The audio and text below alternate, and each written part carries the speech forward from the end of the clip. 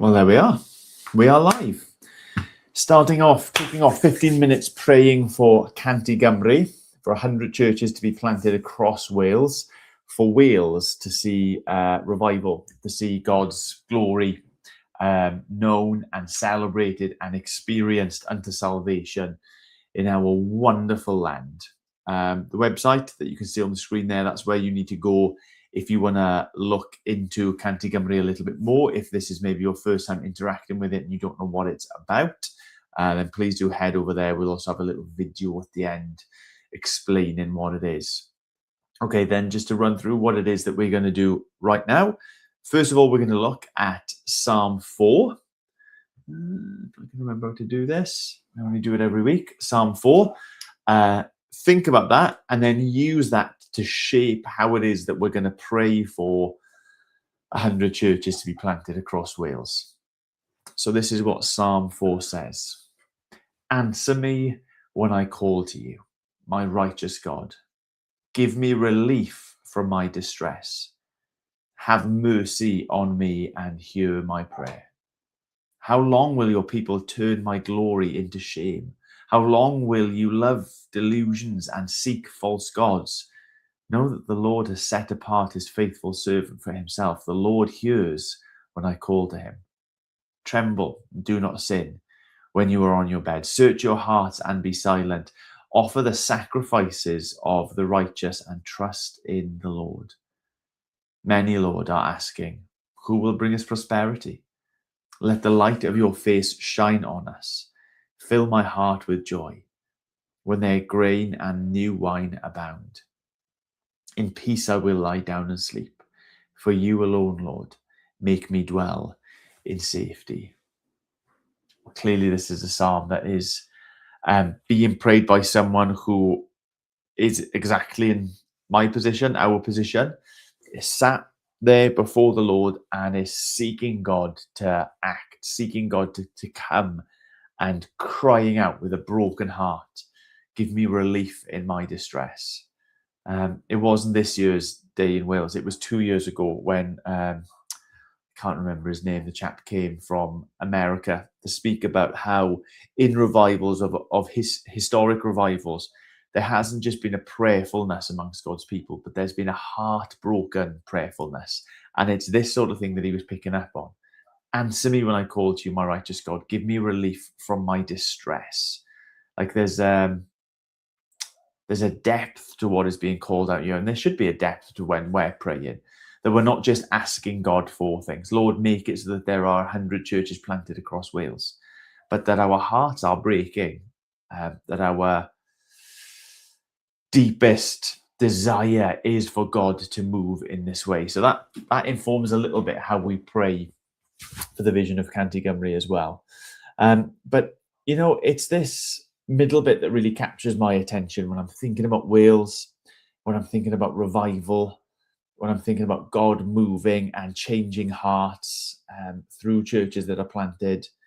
Many, Lord, are asking, who will bring us prosperity? Doesn't that sum up the world that we live in now? The folks will look anywhere and everywhere for salvation, for fulfillment, for this word in the psalm, prosperity. Anywhere except to the Lord.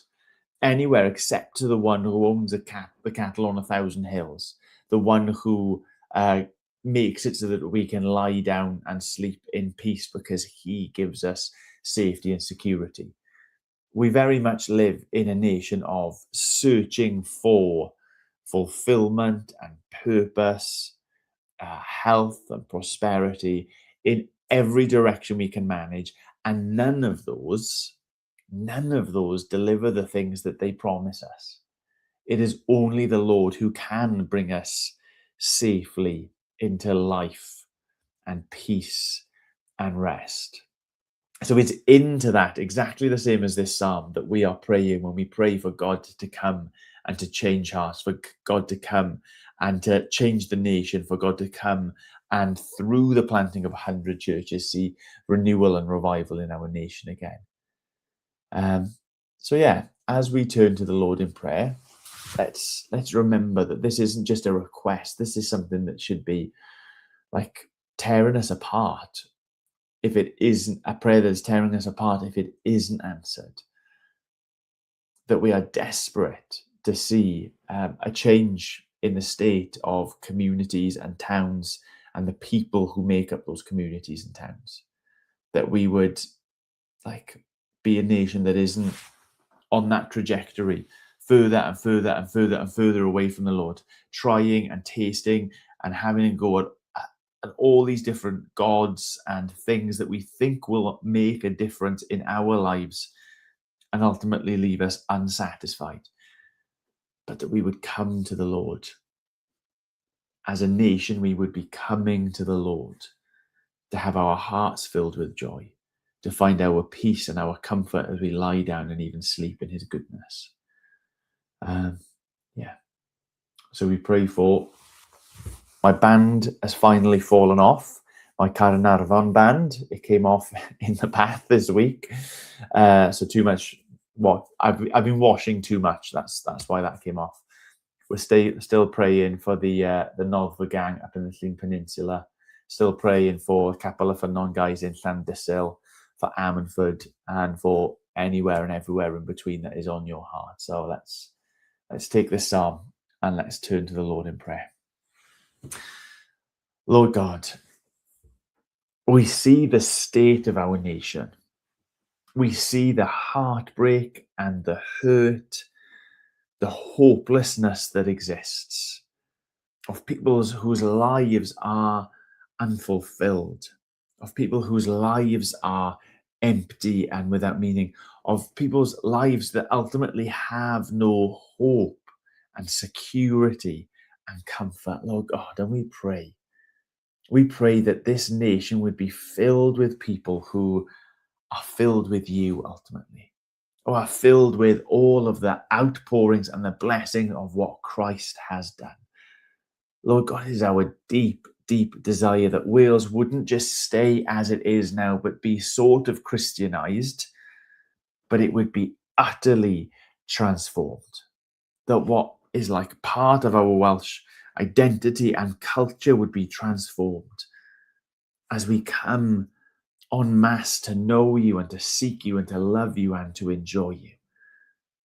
Lord, we pray that there would be more churches planted, because it is churches that you have decreed that would be the mechanism for sharing the great hope for our nation. Lord, we ask again that question that Steph asked in the Day for Wales a couple of weeks ago, of these little communities that exist. Is like, where will people go? How will people hear? Who will know the love that is ours in Christ Jesus unless we go there, unless a church is established there, unless people speak and shine a light in these very places? And so, Lord God, we do pray for all corners of our nation.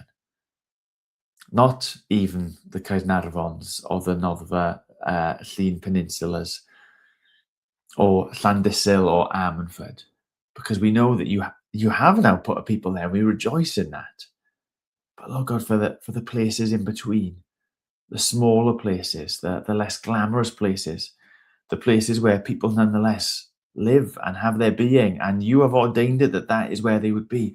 Lord God, send a witness. Send a light.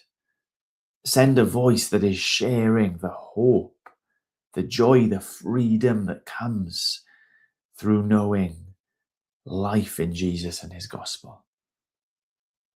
And we thank you for those who are already planting churches, for those who have already begun that work. And we see that on such a scale. We think of those who are planning even this Easter to begin to meet and to gather and to declare Jesus as Lord. We think of places like Noddfa Llŷn with Alan and Ellen and others, Lord, that have 6 months into the journey. We think of Capel y Ffynnon, that's maybe 6-7 years old. Ammanford Evangelical Church, Lord God, which is celebrating next year 50 years. other churches that are celebrating centuries of witness. Lord, we need these places. You have decreed that these places would be the places out of which, from which good news would be heard. And we want our nation, Lord God, to stop trusting, stop trying and tasting other things, other places, other gods, other institutions and organizations, and come to know you, and come to know Christ, and come to know salvation through him and him alone. Oh God, it does. It breaks my heart, the hope that even Christians in our nation put in governments and health services and bank balances when we have you. Where else ought we look? Where else could we go and find that safety to lay down our heads at night and sleep and rest and be? No one else comes even close to providing the security and the safety and the unshakable certainty that you provide us in Christ Jesus. Lord, wake up your church to that reality. As we pray about being a light to this nation, salt amongst the people that you have placed us, wake us up to the reality that it is you we need, not any politician,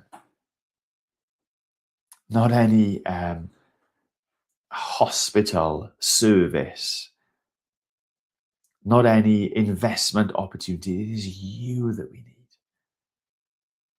Jesus is the one who brings us into all comfort, who brings us into all peace, who brings us into rest, who brings us into deep, deep joy.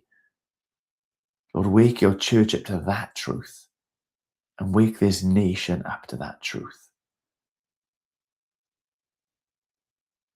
Lord, I lift up especially to you now as well, those who are leading church in difficult places, whether that's places that feel like they're banging their heads against a brick wall and there's just no response, whether that's places where it feels like to open their mouths is to invite opposition. Lord, help them to know. Help them to know that the importance of speaking for you in those situations. Help them to know the potential for speaking to you in those situations. Help them to know the joy of fruit even in those situations. For those people who are leading where there just seems to be apathy, Lord God, we pray. We pray for a change in that spiritual temperature, that it wouldn't be lukewarm anymore, it would be hot or it would be cold. We pray for those who are facing opposition, Lord God, that they would know that the enemy pushes back hardest when he senses, when he knows that there is a flood coming against him.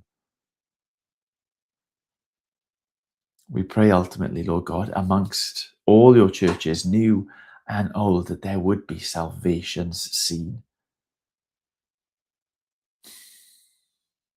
There would be people whose lives are transformed,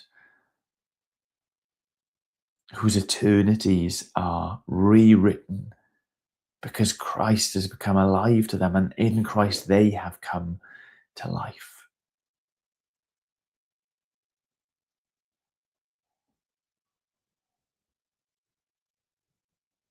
Lord, hear our prayers. My prayers do not go up in isolation, Lord God. I know that there are others, hundreds, thousands across Wales, beyond Wales even, seeking you, begging you, asking you, Lord God, do something. Do a work in this nation, in this day and age. Not like what we've seen before, but beyond what we've seen before. Glorify yourself, glorify your name, glorify your Son. Make Wales stick out like a sore thumb on your planet Earth as we care about you and about one another in the way that only the Spirit can make us. So do what it is that you're doing. We ask in Jesus' name. Amen. Amen. Well, as I said, there is going to be a little video now that is explaining actually what Canty Gymru is. But if you want to go over to the website, you can check it up there. There's stuff written down. There's a blog there keeping you up to date about things going on, advertising up and coming opportunities to gather and pray, and for you to sign up to be someone who prays regularly, 15 minutes a week for church planting in Cross Wales. Stick around for the video. Other than that, God bless. Peace. What would it take to see 100 healthy churches planted in Wales in the next 10 years? A little under 200 years ago, Christmas Evans, one of Wales's most prolific church planters, said this: "Perhaps there has never been such a nation as the Welsh, who have been won over so widely to the hearing of the gospel. Meeting houses have been erected in each corner of the land. There is virtually no other nation whose members have professed the gospel so widely." Fast forward to the turn of the 20th century, historians estimate that over 90% of the population worshipped Jesus each week, even before the 1904 revival swept through the land. We might have been forgiven for thinking that the glory days would never end. And yet, most people growing up in Wales in these days are confused or clueless about who Jesus is and what he's done for them. And the question is, how will we respond? Will we respond with faith or fear? Will we respond with ambition or apathy?